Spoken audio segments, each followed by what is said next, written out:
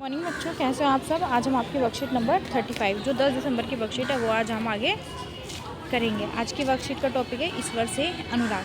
पिछली जो वर्कशीट थी उसमें हमने अद्वैतवाद, विशिष्टतावाद ये सब पढ़ा था। आज हम नाथपंथी, सिद्ध और योगियों के बारे में पढ़ेंगे। स्थान और समय: उत्तरी भारत में 12वीं शताब्दी के आसपास जो ये नाथपंथी, सिद्ध और योगी थे, इन्होंने क्या किया, साधारण तर्क वितर्क का सहारा लेकर रूढ़िवादी धर्म के कर्मकांडों, जो धर्म के कर्मकांड चले आ रहे थे पीढ़ियों से और रूढ़िवादी प्रथा थी उनको, और जो बनावटी पहलू और समाज व्यवस्था थी उनकी आलोचना की थी। अब वो उनकी आलोचना की गई थी।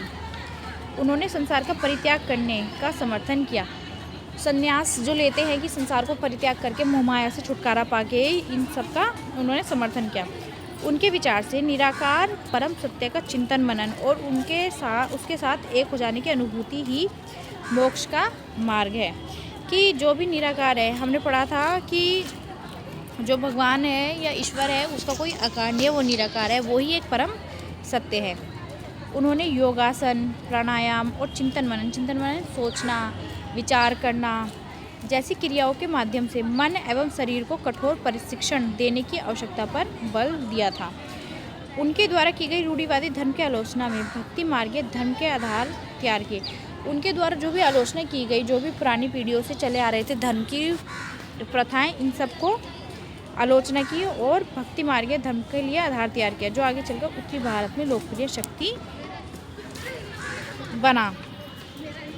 महाराष्ट्र के संत पर आ जाते हैं। महाराष्ट्र के संत, ये जो महाराष्ट्र के संत हैं, ये पंढरपुर जो महाराष्ट्र में एक जगह है, 13वीं से 17वीं शताब्दी के आसपास उभरे थे।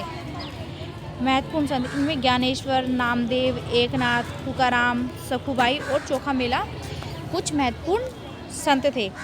आराध्य, ये भगवान विठल, विष्णु का एक रूप मानते थे, मतलब उसकी ही पूजा करते थे। उनका जो केंद्रीय विचार था वो था व्यक्तिगत देव ईश्वर जन मन के हृदय में विराजमान।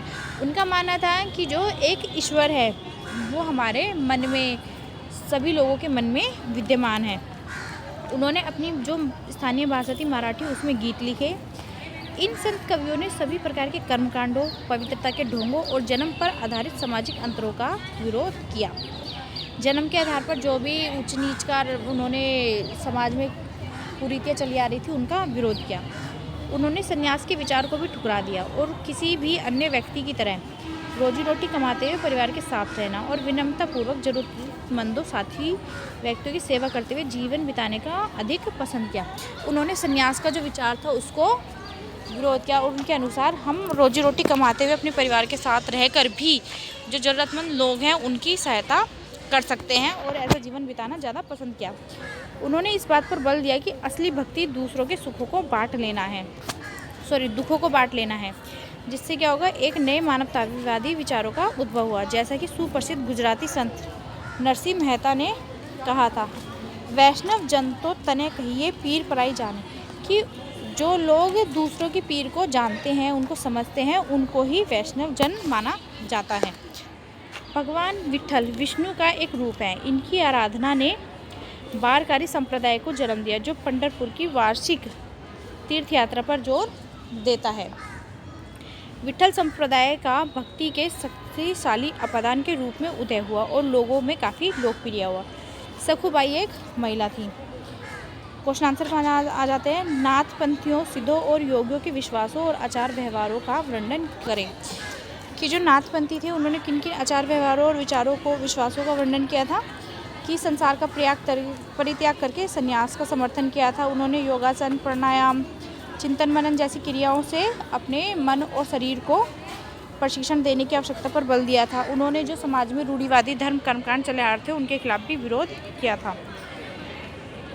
प्रश्न 2 पर आ जाते हैं। महाराष्ट्र में भक्ति परंपरा का एक महत्वपूर्ण केंद्र कहाँ था?